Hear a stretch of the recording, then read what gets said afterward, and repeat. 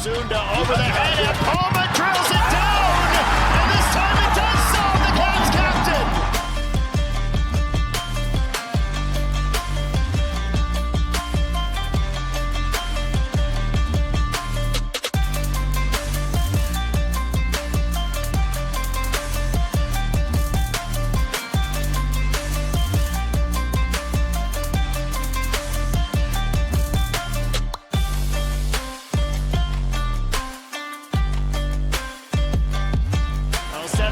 Steals it from Rampersad and puts the match to bed. Yesley cannot believe it. It's an unforced Wanderers error, and York United have the pivotal insurance marker.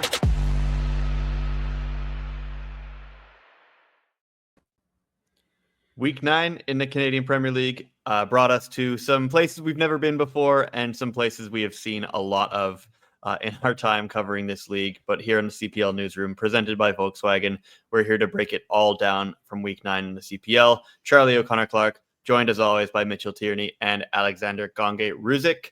We're here to talk about some uplifting Canadian soccer stories and not any continental finals that you guys might have been covering last night. We're here to talk about the Canadian Premier League because it was a lot of fun in Week 9. We had a 2-2 barn burner between Vancouver FC and Atletico Ottawa on Friday. Saturday, we saw a Forge Cavalry 1-1 draw in Hamilton. I was in Quebec for the CPL on tour. York United winning that one 2-0 over the Halifax Wanderers in a, basically just in the sea. It was a really Are wet you dry one. yet, Charlie? No, actually not yet. Like literally, my coat is not dry.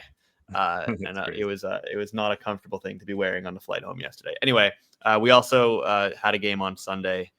It was 0-0 between Valour and Pacific, and we might not have a lot to say about that one, to be fully honest, because not a lot happened in it. But we're going to start out in Quebec, as I mentioned, which was the I think the most fun of the weekend because it was just such a novelty to see the CPL in a new environment. CPL in Quebec City. I think the result itself is something that we will get to in a minute because it's very interesting to me that this ended up being York's day when maybe we thought it was going to be Halifax's on the way in.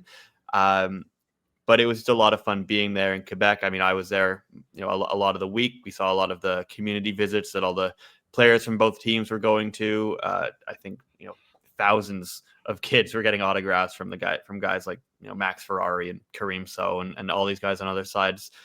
So it was a lot of fun. And then absolute shout out to the people of Quebec City who came out in the incredible rain and cold and wind to Stade Telus at the University of Laval. A little over 7,000 in attendance, which is very impressive. And it felt very, very rowdy in those stands when I was walking through them. Shout out to anybody who stood outside for all. I wasn't even outside for the whole game, and I was wet enough after. So shout out anybody who did, and also shout out all the people who came down from Halifax. It's a 10-hour drive on the bus. I know. I think about 30 of them made that trip on Friday night to Quebec City. But standing in the rain, as they told me, nothing new for them. So shout out to privateers and their rain gear. But anyway, before we get to the game, you guys, I know, obviously both had your eye on this one as well. Alex, we'll start with you. Just how cool was it to see the CPL again, kind of expanding into, well, not expanding at the moment, but hopefully soon. But kind of sending its tendrils out into new communities and bringing the professional soccer to a place like Quebec City.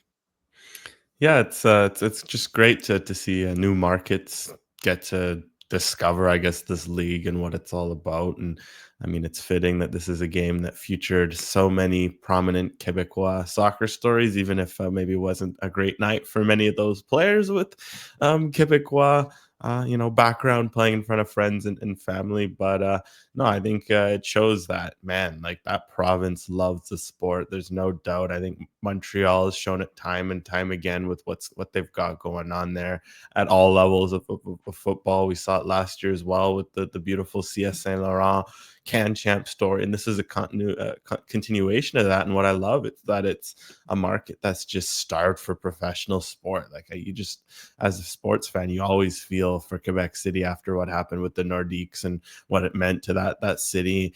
And you've heard constantly good stories about like the way they've stepped up and supported, junior hockey, etc. But, there's a void there for, other sports to step up. And soccer's a big one with the way that province continues to fall in love with it, continues to produce talent. And just for me, that number of 7,000 actually stands out so much, because you just think, man, like, what if it was a beautiful day? Like, that could have been a sold out stadium, and it could have been an absolute party. Yet it was still incredible scenes the way they went out and braved it on a Saturday night. Like, it's a 7:00 local.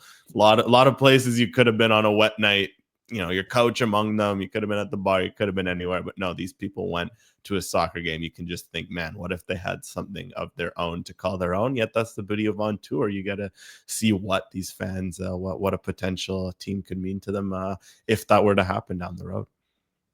Yeah, and you could tell it was an engaged soccer crowd. These guys had almost all, I think, adopted the Wanderers as the team they were going to support for this one. I think Halifax had like 8 players in their 18, their team 18 from Quebec.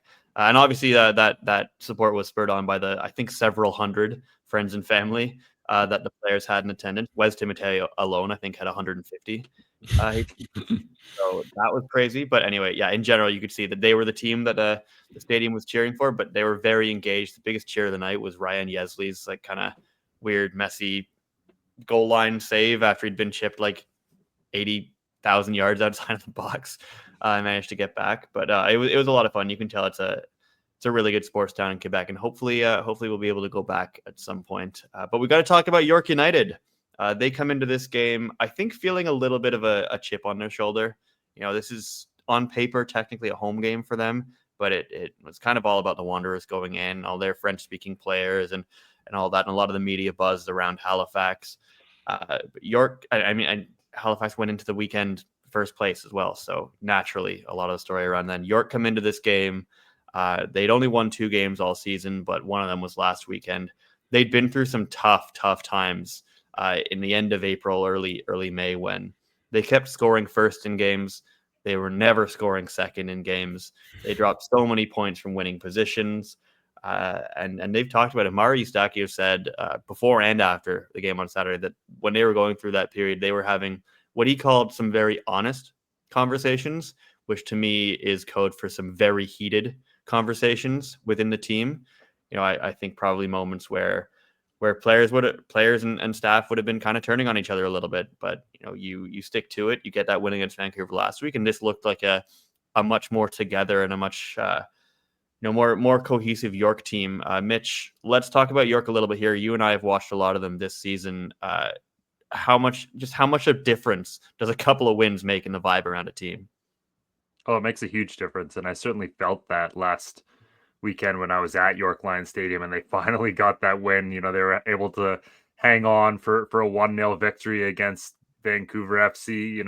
Not the prettiest performance by any means, not even probably their best performance, in that stretch where they lost it and tied a bunch of games, but they're able to get 3 points and just the relief on their faces. And then once you're able to get one of those over the line, like, it just hardens your belief going forward. And coming into this game when the lights get that much brighter and, maybe the pressure is on Halifax, they're able to go out and deliver. And, I think there's 2 real key performers for York United right now that are making all the difference. And one, having a player like Julian Altobelli, there's so many teams in this league that would just absolutely love to have a guy who's as automatic as he is right now.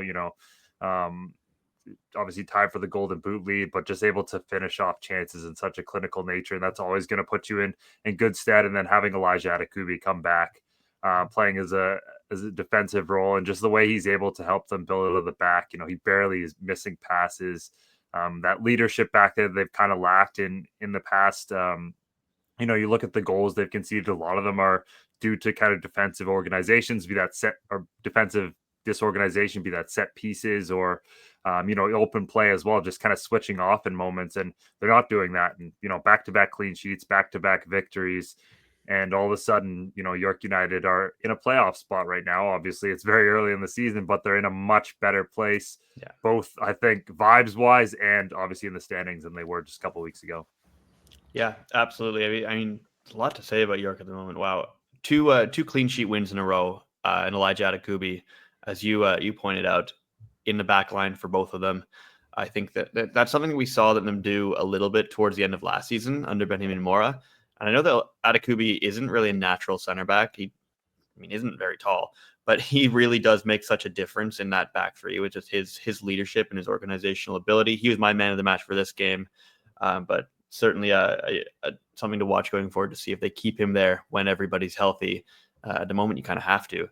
But yes, Julian Altobelli is another guy we got to get to. I think is it 7 league goals and 8 in all competitions for York United so far this year. It's just crazy how he seems to always be in the right place at the right time. He scores goals with his head. He scores goals with both feet. He scores goals that, just not a lot of them are massive highlight reel goals, but he's got that incredible talent to pop up when he needs to be there and to be always open and unmarked in the box, which, sometimes makes a lot of defenders look silly.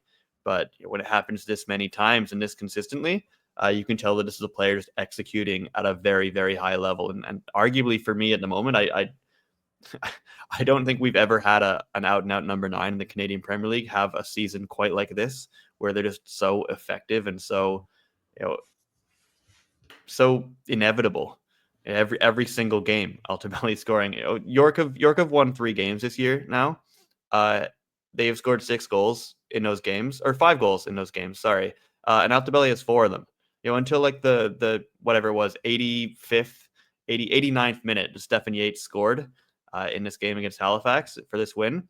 Altobelli had scored every single goal in a York win this year, including the other team, because they're all clean sheets. He does have all 3 winners. So this is a guy who's just executing at such a high level, and he was kind enough to stand in the rain for an extra 90 seconds just to chat with me after this game. So let's go back to Quebec and let's hear what York United star striker had to say.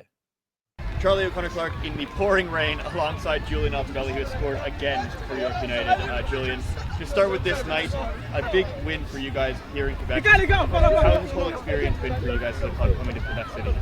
The experience is amazing. As you can see, the fans showed up today even in the rain, and I'm happy that they got to experience this, and we're even happier that we got the 3 points and got the job done.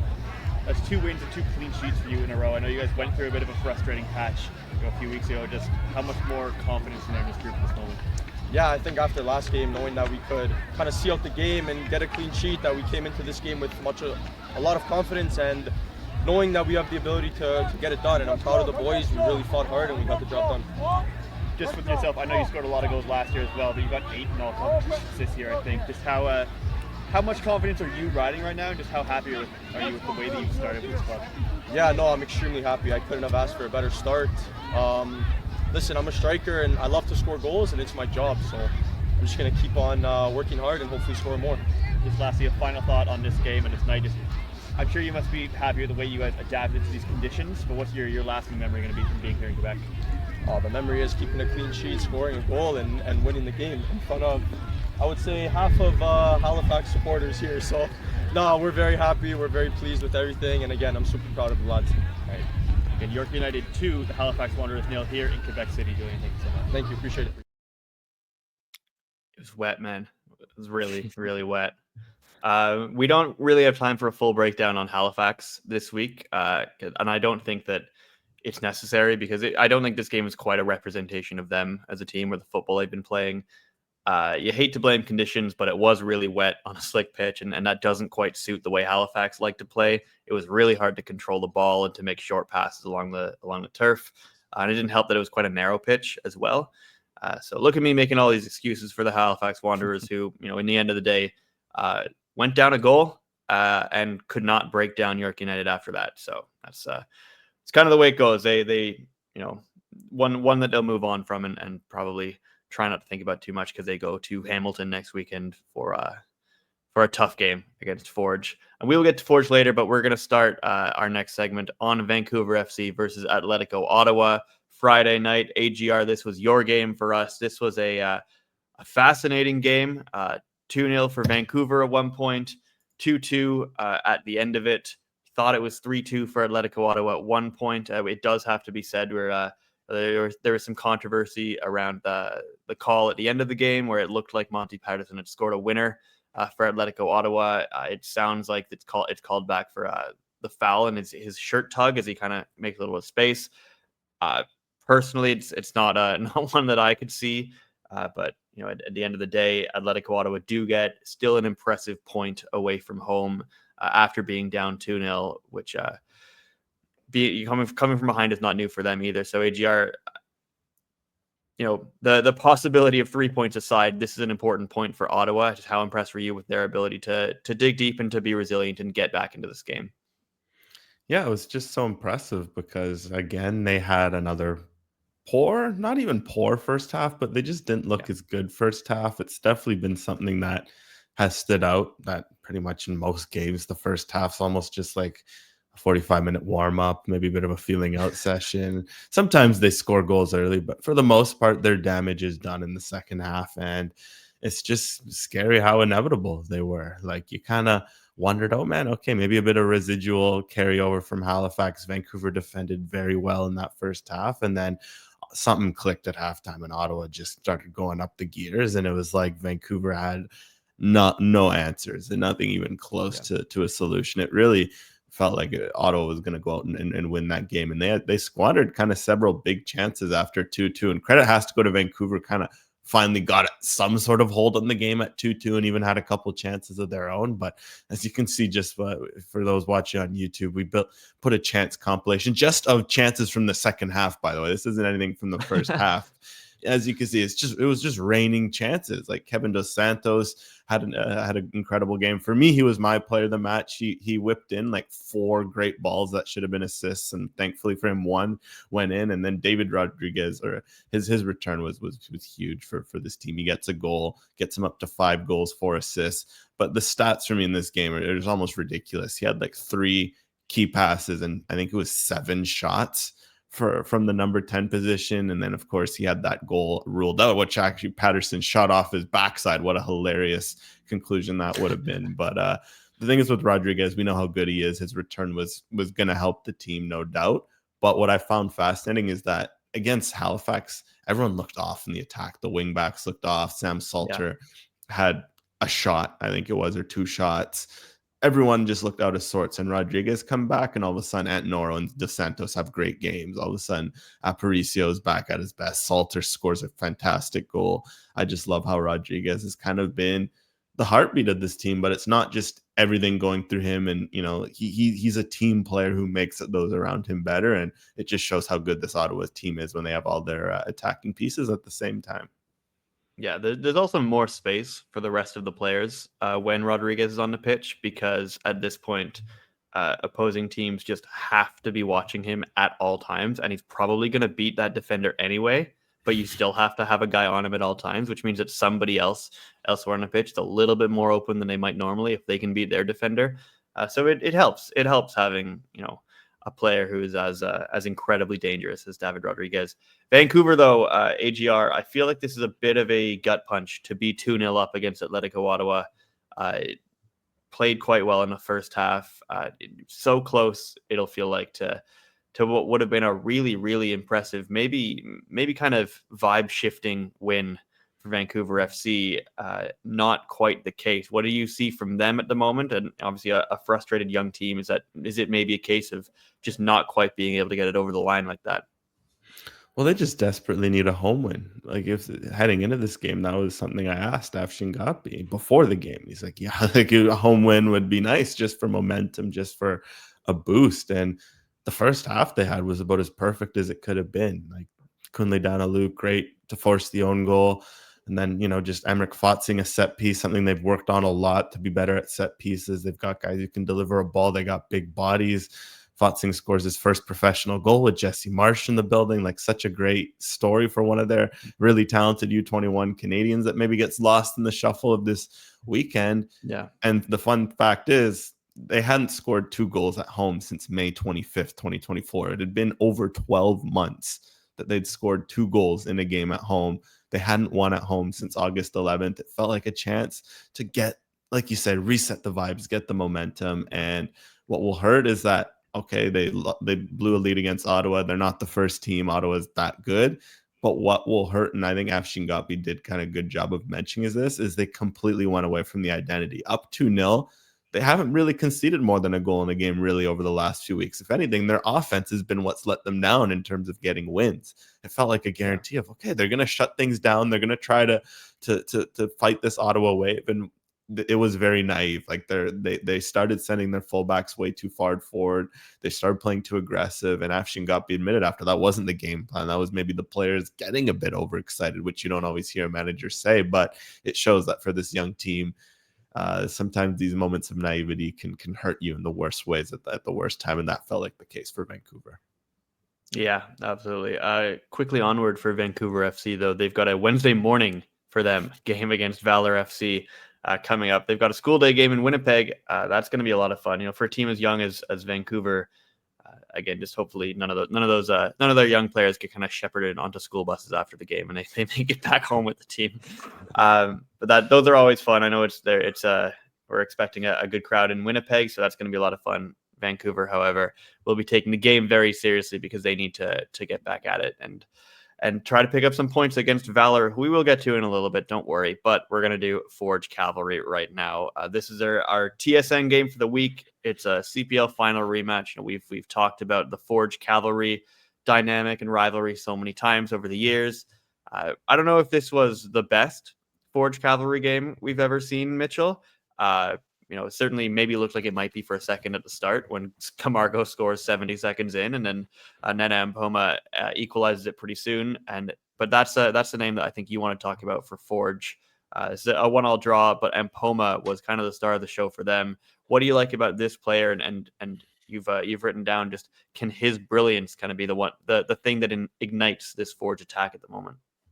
Yeah, I mean, it's pretty clear this is another game where Forge will be pretty frustrated that they couldn't do more in front of the net and in the final third because, after, like you mentioned, Cavalry come down and score 70 seconds into the game, it's pretty much all Forge. They have a ton of great chances, and the real architect of those chances is once again Nana Mpoma. That's the one aspect of this Forge attack that is firing, on all cylinders right now. And, he scores the goal, obviously takes it quite well, has 3 shots, 4 chances created. He could have had more as well in this game. And, there's just so much to like about the way he's playing right now. He's beating players on the dribble.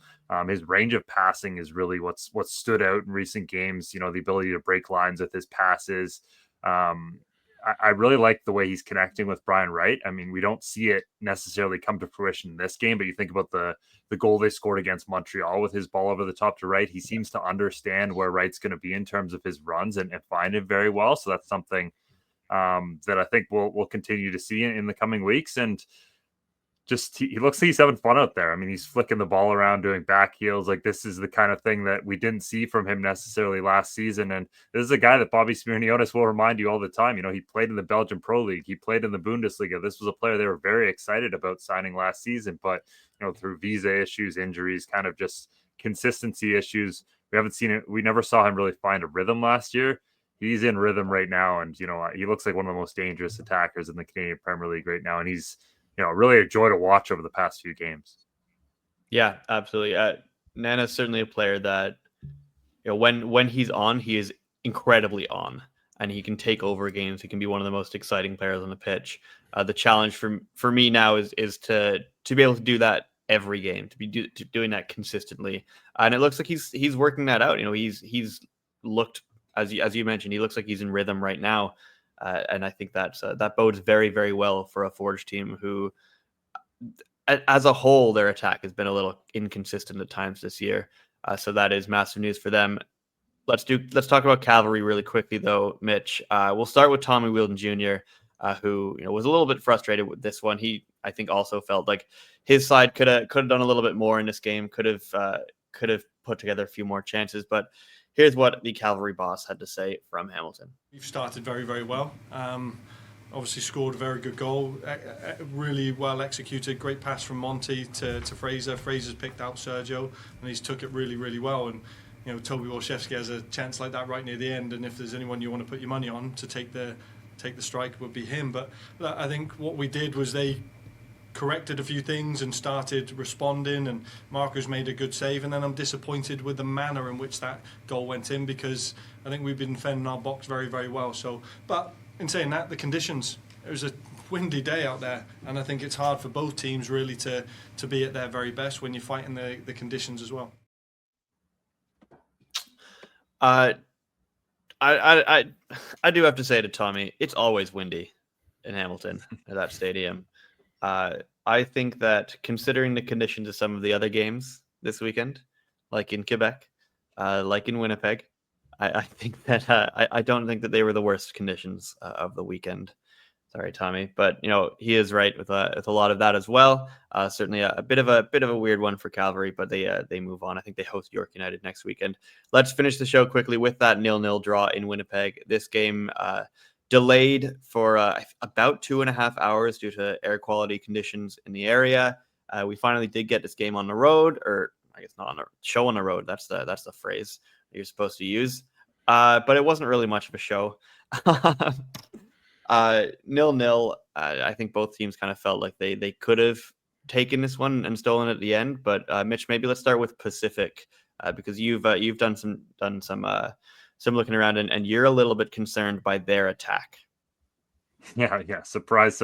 I'm concerned about Pacific FC's attack, which has been a topic on this show, it seems like every week. But now they've gone 3 scoreless games, and I was looking because obviously coming into the season, the big question was, can they improve their attack? They scored the fewest goals in the league last season. Well, if you dig into the numbers, it's actually gotten slightly worse. I mean, they're down from 1.2 XG they had last season to marginally lower 1.18. They're scoring 0.77 goals per game. They had 0.96 last season.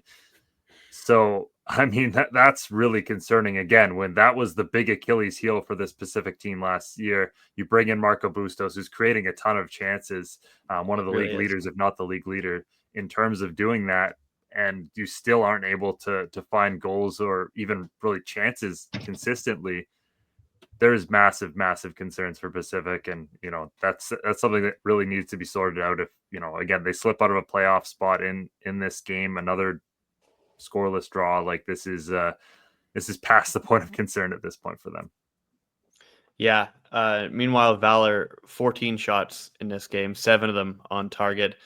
Again, just a strange game. I think they never quite found the right rhythm. They looked like, I feel like if you'd played another half hour, then actually they were the team that was more likely to score in this game, certainly towards the end, but they don't. Bit of obviously a disjointed day for everybody when you warm up and then you're sent back to the locker room and you're kind of in a bit of a limbo for a little bit. But definitely a bit of a frustrating one that they couldn't steal this one either. Phil DeSantos spoke to the media after the game. And he talked about how some of those concerns maybe crept into their game and had an effect on them. But let's go back and see what the Valour head coach had to say. We look at the way the day went, and guys being here at 1:15, and then some even went home in between when they changed the kickoff for 5 o'clock. We didn't want to keep the guys in here and locked in a locker room or a lounge. And then again, look, we look at the play overall. I think that all we were missing today was the goal. But that's football. It's such fine margins. We look at that last action where, without threatening us too much, the outcome could have been different. So it's just one of those games that you need to build on the positives. We had challenged the team into making sure that we would do a better job protecting our goal and not allowing the opposition to have clean and clear chances. I think we dealt with them fairly well, apart from that last play on a set play. And if there was a team to win this match today, it should have been us.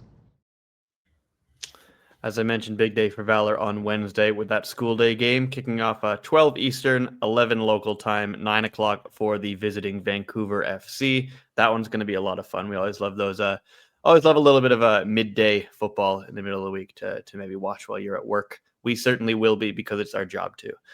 Anyway, let's bring up the standings to wrap up this show. Atletico Ottawa reclaim first place with that point against Vancouver. They're at top. Halifax a point behind in second. Cavalry and Forge on third and fourth, respectively, both with 14 points. York just above the playoff line. They're 10 points, followed by Pacific with 8, Vancouver with 6, and Valour at the bottom with 5 points. Another big week coming up, though, as always, in the CPL. Week 10, Valour, Vancouver on Wednesday, as we mentioned. Pacific, Ottawa on Saturday afternoon. That one's always a pretty interesting fixture. Forge, Halifax, I think for the third time this year, including the Canadian Championship. So two teams that are pretty familiar with each other. Halifax looking for that first win against Forge of the year, though. Cavalry, York, those last two games, both on Sunday afternoon, because obviously there's a Canadian men's national team game as well on Saturday to keep an eye on. So a lot on the schedule once again on OneSoccer. So we hope that you will be joining us for as much of that as possible. We'll be watching along, and we hope that you join us again next Monday on the CPL Newsroom presented by Volkswagen. Thank you.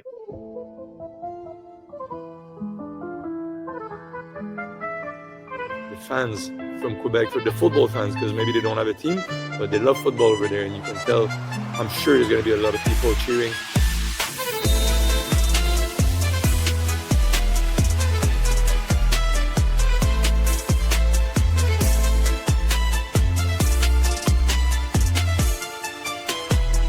Le Botello, deuxième poteau, et le but! L'ouverture du score, signé Altobelli, c'est déjà son 7e but de la saison.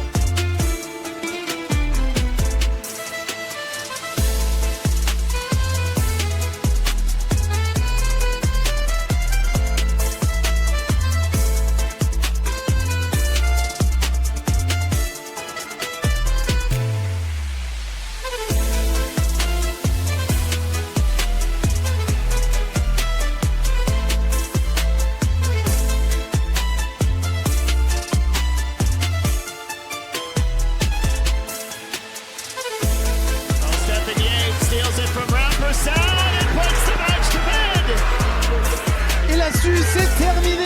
York tient sa victoire face au leader avant cette journée.